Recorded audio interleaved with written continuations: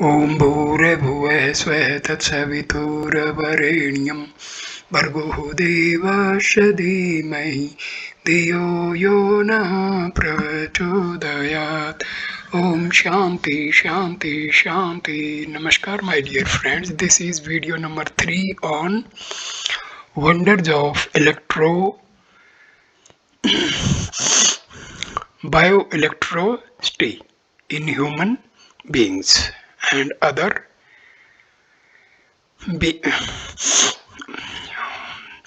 organisms. This video starts with reactions of electromagnetic and bioelectromagnetic fields on plants and humans. Besides interacting with the humans and animals, electrical and bioelectric fields also exert influence on the objects considered inanimate or inert. Each man carries his specific biomagnetic field which interacts with the fields of the individuals around him and also with the material substances in his contact. To begin with, we shall discuss the effects of electromagnetism on various life forms. Dr. S. Nehru, a government officer living at Etawah, Uttar Pradesh, India, has carried out large-scale experiments in electrically charged plant cultures with encouraging results. He has found that electromagnetic fields have a remarkable effect on growth of vegetation. He exposed saplings of different plants to electromagnetic fields by using wire nets and electrically charged water for irrigation and found that the targeted vegetation recorded better growth and fructification than other plants. Extending the scope of his experiments further amongst human beings, he could cure many patients of chronic diseases by administering electromagnetically treated water. By making infants wear electromagnetically treated metal necklaces, he succeeded in providing relief to them in teething troubles and several other diseases. In his experiments, he used small solenoids for producing feeble electromagnetic fields. It is seen that exposure to human bioelectric fields is as much necessary for growth of flowering plants as are proper soil, fertilizers, and irrigation. Crops around the farms, hutments of farmers, and adjoining habitations are found to be more productive. Trees on the verge of dying out show renewed growth when human beings and animals begin to live nearby. Hand-picking of leaves in certain plants increases their productivity. Tea leaves and leaves of green gram are traditionally hand-picked. Chapter 7. The chemistry of attraction between opposite sexes. Mind and body are intimately interactive. Thoughts arising in the mind produce reactions in the body. On the other hand, activities of body influence the mind. The phenomenon of exchange of sentiments through physical contact, caressing, embracing, kissing, etc. is also a commonly experienced example of the kind. On entering a foreign human body in course of kissing, the respective charges associated with secretions from mouth and lips of each individual create a momentary attraction in the other body for their native place of origin. This phenomenon is discussed in detail in a later chapter of this book.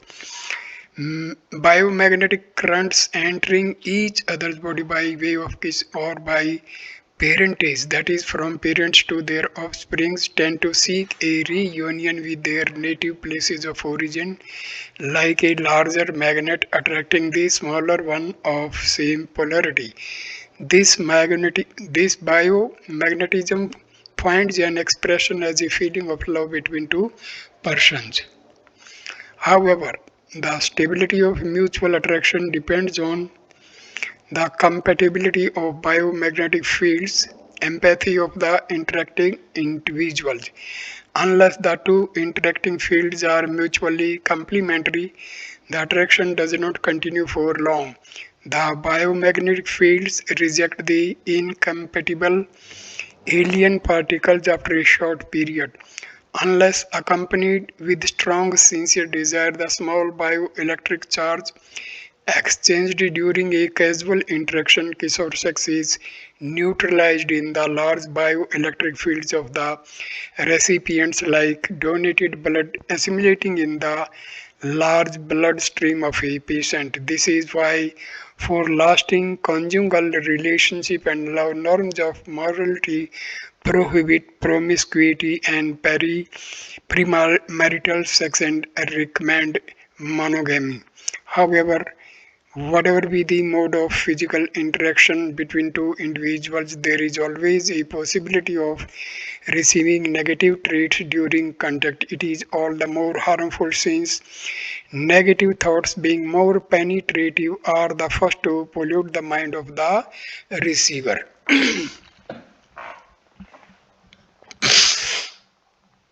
Chapter 8: Influence of human biomagnetism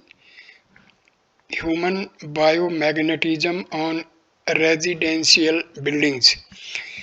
Residential structures too do not remain uninfluenced by the biomagnetic fields of the persons occupying them for long periods of time. It is found that a building left unoccupied for a long time deteriorates faster than a similar structure inhabited by people. This phenomenon appears contradictory to common experience of unused articles retaining their usability longer than those being used frequently.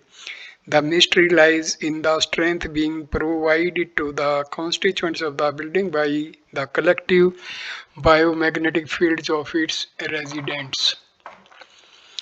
Places frequently visited by people having identical temperament and objectives create specific biomagnetic fields in the surrounding area, subtly energized with similar ideologies, thoughts. The specifically charged fields thus formed around individuals and places are termed their idiospheres. The influence of this invisible idiosphere is observed in everyday experience. A feel of peace and serenity prevails at places of worship and pilgrimage, relaxation and happiness at venues of entertainment, for example, festival halls and picnic spots, and fear and apprehension at places associated with death and violence, war zones, and cemeteries. After a prolonged stay, the idiospheres of houses begin to vibrate with ideologies, thought waves conforming to their inhabitants. The subtle constituents of attitudes and temperaments of these occupants retain their marks on the surrounding ambience for long periods after their departure from the place. On entering a house, experienced yogis can easily have a perception of the characteristics people who are living or had lived at that place.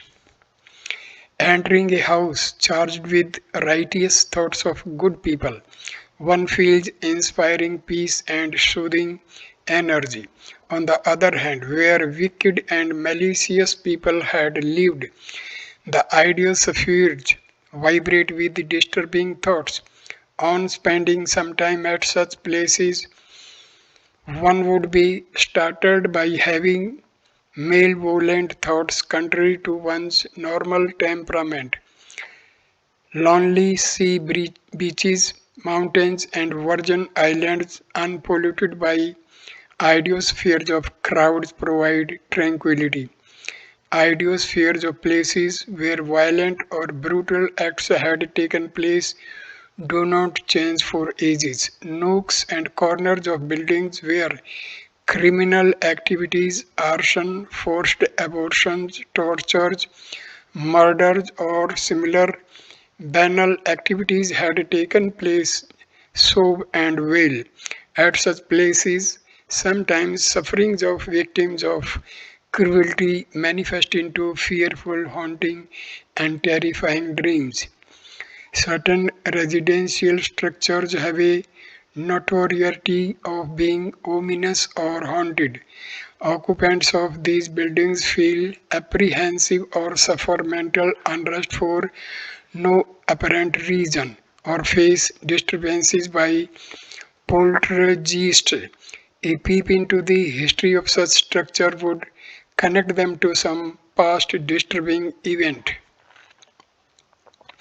Some resident or residents of the buildings might have undergone prolonged physical and mental torture, or the thought of the building might have evoked deep anguish in a related person living elsewhere.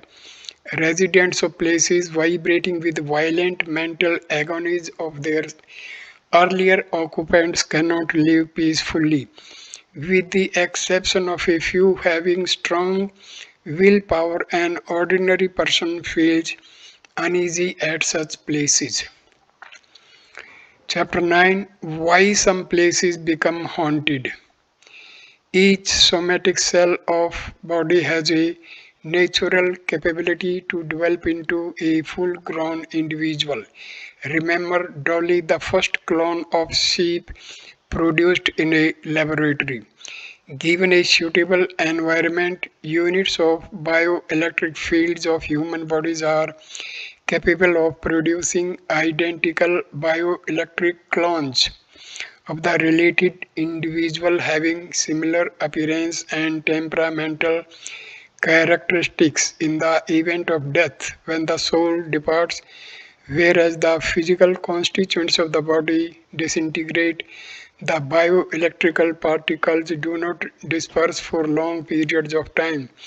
The residual bioelectric fields continue to live in the erstwhile residence of the dead person. If a building is left unoccupied for long, unless otherwise disturbed by new visitors finding an appropriate environment, the bioelectric particles of its earlier occupant reproduce independent bioelectric clone, etheric double or energy body having personality of the deceased. A single particle is capable of developing into such an entity, in spite of the soul of the dead individual having found the body of a newborn elsewhere in the next birth. The residual bioelectric field sometimes continues to persist at the place of his or her living as an etheric double. Ghosts of some past presidents are said to still haunt certain parts of White House in America.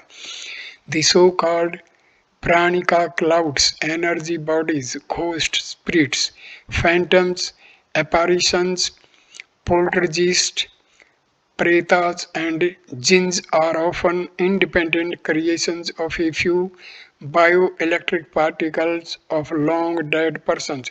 However, because of having partial constituents of bioelectric particles, these energy bodies need not have all characteristics of the past living persons.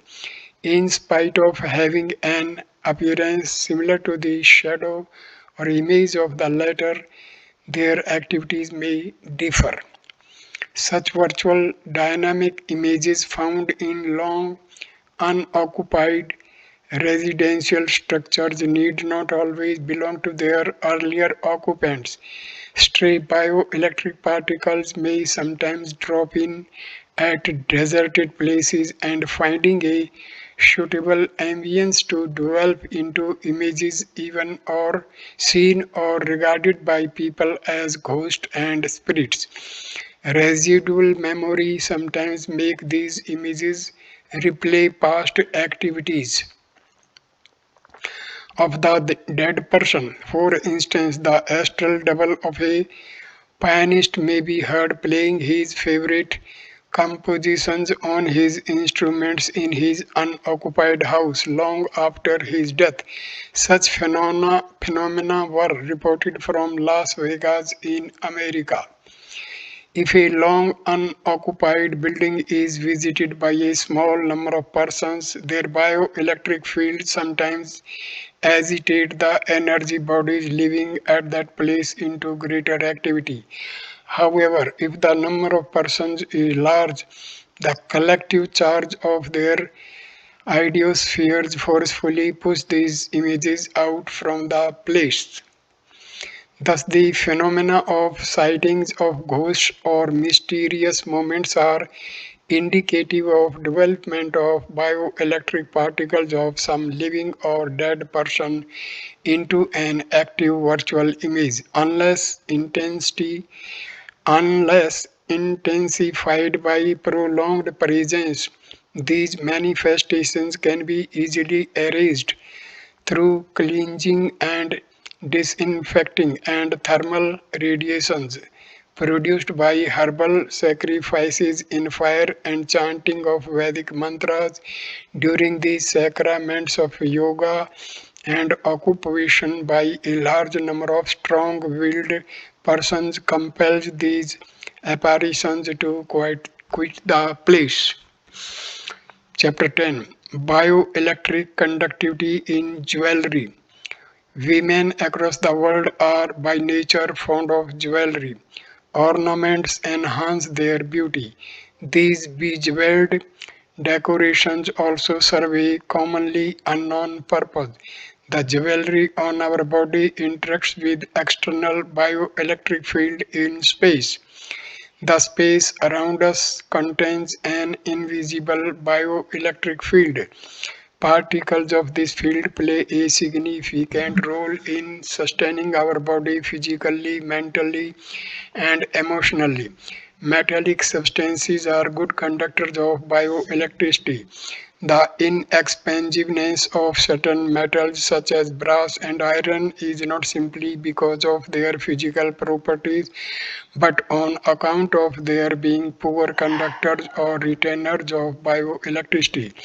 By experience, humankind has learned to prefer gold and silver for making jewelry. Had greater utility of these special metals seen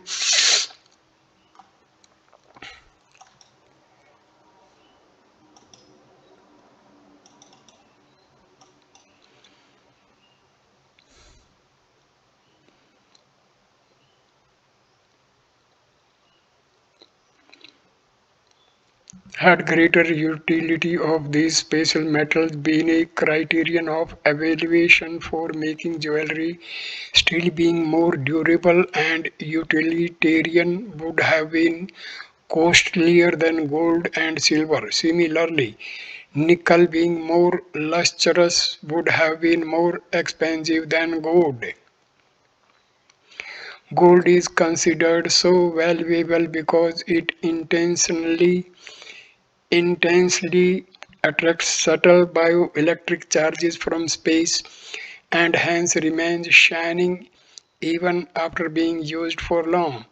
The subtle components of bioelectric energy acquired by silver induce tranquility, steadiness, and relaxation to mind. Silver bracelets worn by women in legs reduce cravings for sex. Divorced and widowed women can easily resist an allurement of for illicit sex by wearing heavy bracelets of silver in their legs. Women who are compelled to stay away from their husbands for long periods should also wear some silver ornaments for enduring the separation. Wearing gold jewelry makes one energetic and glamorous. It adds luster to face. Women particularly like their face to be shining and glowing. Wearing jewelry in nose and ears serve this purpose. Since temples and cheeks are more sensitive to bioelectric charges, in order to touch these parts, gold earrings should be worn in the lobes of the ears serve this purpose. If gold jewelry is worn in the upper part of the ear, it stimulates parts of the brain, creating restlessness. In this way, not only gold and silver jewelry make one more attractive, it also contributes to emotional stability of the wearer. From the point of view of emotional health, copper is as beneficial as gold. A gold-plated copper ornament is as useful as jewelry made of gold. An alloy of gold and copper would be a still better option. Jewelry worn around throat, chest and heart invigorates the heart. Perhaps for this reason a pendant is attached to the necklace. Men who may not like wearing jewelry may at least wear a gold ring. A ring prepared with intertwined wires of copper and silver attracts uplifting bioelectric waves from space. Jewelry prepared with an alloy of 8 specific metals, Ashtadhatu works like a live magnet of bioelectricity. Ashtadhatu is a very powerful conductor of bioelectricity. However, its advantage lies only in wearing a small ornament like a ring on the finger. Wearing large jewelry of this metal is likely to produce insomnia, digestive disorders, or psychological problems. Bioelectric conductors of jewels. Greed and attachment of man to an article is directly proportional to its value. The more is the value of an object, the greater becomes the reluctance of its owner to part with it. Because of this fact, a currency of successively higher denomination carries greater load of bioelectric charges. The same principle holds true for jewels. Jewels are generally possessed by rich and prosperous persons. The bioelectric fields around such persons are highly charged with unethical practices. In such environments, their jewels to absorb related charges. If a jewel is kept by a great sinner or a cruel person, or it has been forcibly taken away from a greedy miser, it carries with it bioelectric particles of that person, which often influence the psyche of the person who subsequently acquires it. On the contrary, if it were owned honestly and without carrying anybody's emotional attachment, it may induce beneficial effects. This is the mystery behind certain precious stones being considered lucky or inauspicious. Some jewels bring prosperity to its wearer. A few turn out to be extremely unlucky. The famous diamond Kohinoor is known to have brought misfortune to all its owners.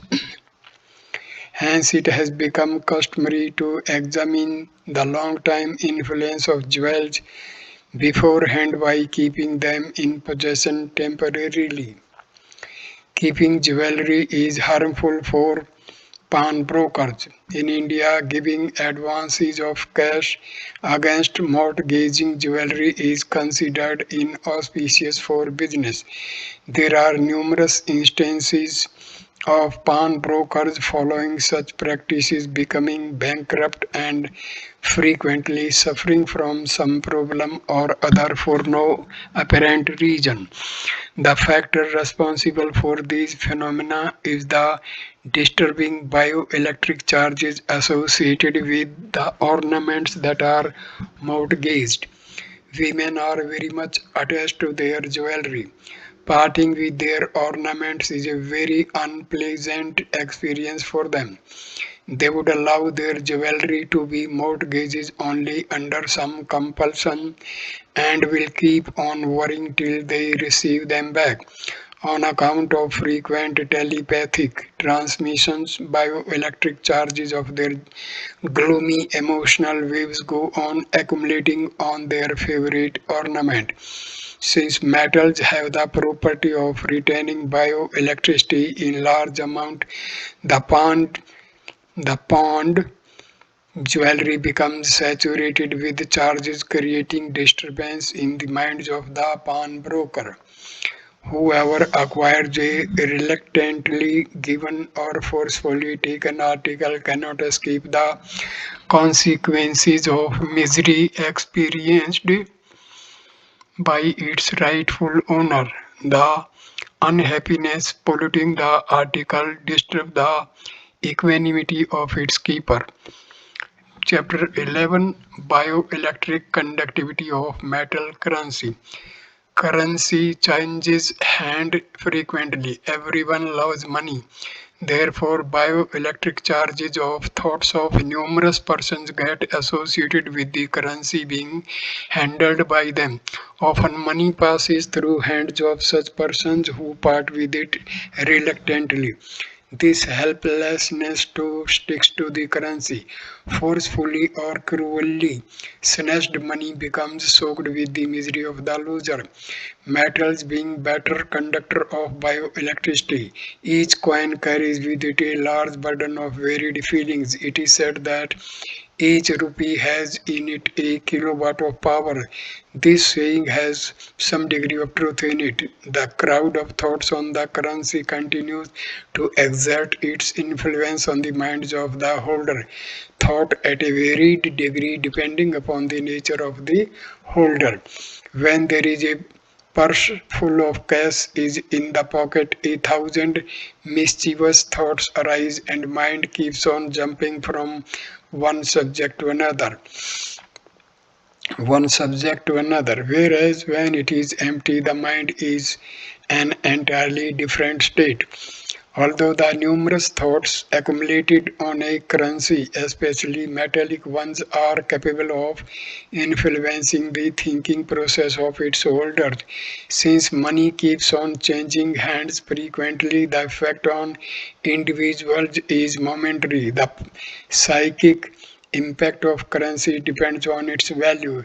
The higher the value of currency, the greater its period of storage with a particular person, the more it becomes charged with the thoughts of that individual.